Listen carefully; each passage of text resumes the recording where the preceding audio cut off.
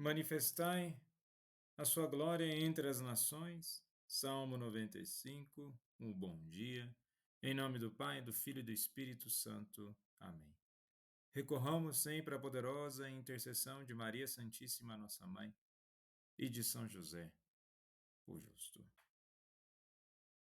Cantai ao Senhor Deus um canto novo, cantai ao Senhor Deus, ó terra inteira, cantai e bendizei seu santo nome. O Salmo, ele traz uma dimensão do aspecto da criação.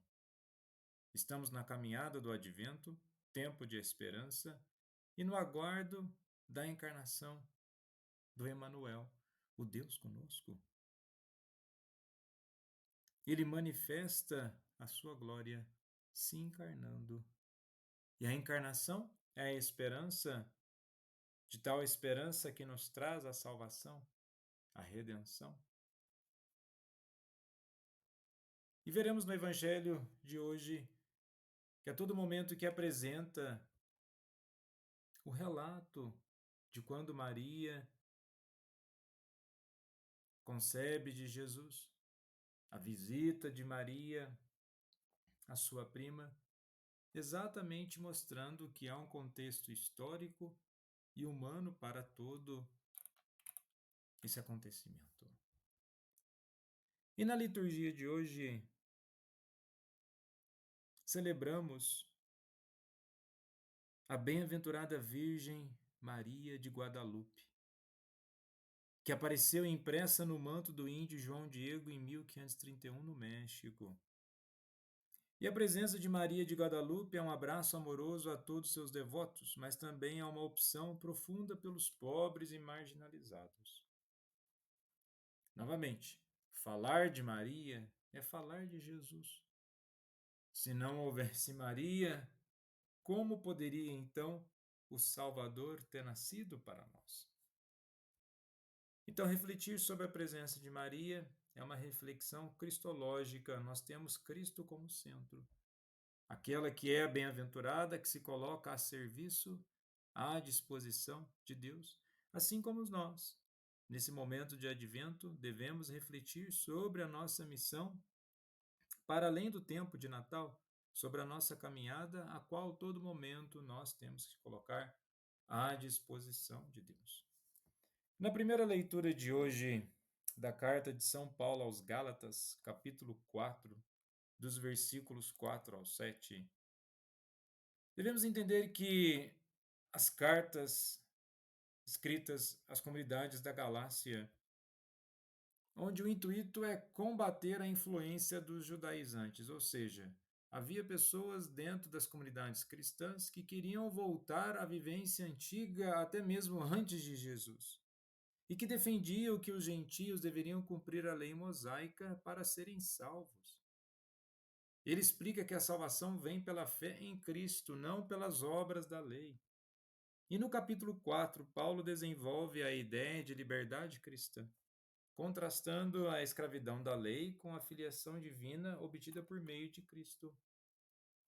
No versículo 4, onde é referido plenitude dos tempos, refere-se ao momento preparado por Deus na história para a encarnação de Jesus. É a culminação do plano divino, onde elementos históricos, culturais e espirituais convergem. E qual o sentido dessa encarnação? Para resgatar os que estavam sob a lei.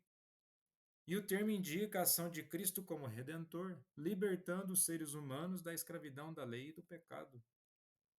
Nós refletimos no Evangelho de ontem, onde Jesus faz o convite: vinde a mim, vós que estáis cansados, exatamente na dimensão de resgate. Ele é o Deus conosco, ele é o Messias, ou seja, o ungido, que nos traz a salvação e a verdadeira paz. E nesse aspecto, no versículo 6, é dito que Deus enviou o Espírito de seu Filho, referindo-se ao Espírito Santo que habita naqueles que creem e confirma sua filiação divina e clama Abba, Pai. É um termo aramaico que expressa uma relação íntima e carinhosa com Deus. E essa linguagem enfatiza a proximidade e a confiança entre os filhos e o Pai celestial. E no versículo 7, Já não és escravo, mas filho. A salvação em Cristo transforma radicalmente o status dos crentes, que deixam de ser escravos da lei para se tornarem filhos adotivos de Deus. Sob a lei mosaica, eles entendiam que eles estavam salvos, agora eles estão salvos sob Jesus. Há uma dimensão dessa adoção filial. E o interessante é que apontar para Jesus, que em Jesus nós temos essa adoção filial, é recorrer ao próprio Antigo Testamento, em Deuteronômio 14, versículos 1 ao 2. Sois filhos do Senhor vosso Deus.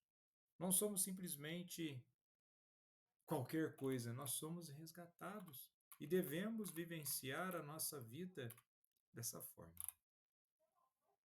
E no Evangelho de hoje, em Lucas capítulo 1, dos versículos 39 ao 47, podemos entender que há uma ênfase na misericórdia no Evangelho de Lucas e os personagens humildes como Maria. E o trecho de hoje narra a visitação quando Maria, grávida de Jesus, visita Isabel, grávida de João Batista. E essa passagem é uma celebração da fé, do cumprimento das promessas de Deus e da ação do Espírito Santo. Nos versículos 39 ao 40, ao mencionar que Maria partiu apressadamente, ela responde imediatamente ao chamado de Deus, evidenciando sua prontidão e generosidade. A região montanhosa pode simbolizar não somente a dificuldade do trajeto, mas uma elevação espiritual, pois Maria carrega o Salvador. E o interessante é que nos versículos há todo uma exaltação cristológica. A criança saltou no ventre, bendita és tu entre as mulheres, a mãe do meu Senhor, o que está no texto original, Kyrios, e bem-aventurada aquela que acreditou. E temos na sequência o cântico de Maria, o Magnífica, que é especialmente relacionado ao cântico de Ana, no primeiro livro de Samuel, capítulo 2, dos versículos 1 ao 10.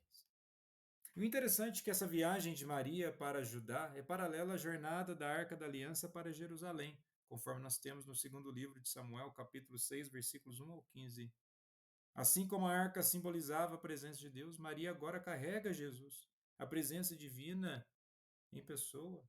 E da mesma forma como está lá no segundo livro de Samuel, capítulo 6, versículo 9, como pode vir a mim a arca do Senhor? É semelhante à exclamação de Isabel.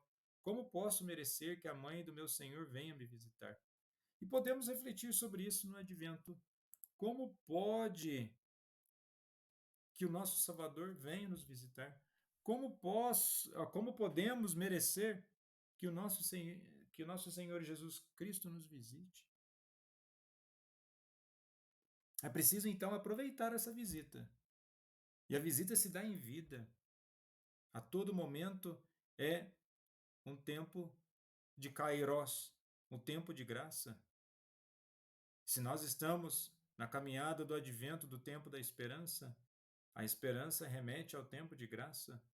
E devemos olhar, sim, para o modelo de fé e serviço de Nossa Senhora, para que possamos ter prontidão a servir a Deus. Mas vimos que no texto Maria tem a prontidão de servir a Isabel, ou seja, servir ao próximo, colocando a nossa fé em prática, especialmente em gestos concretos de amor ao próximo.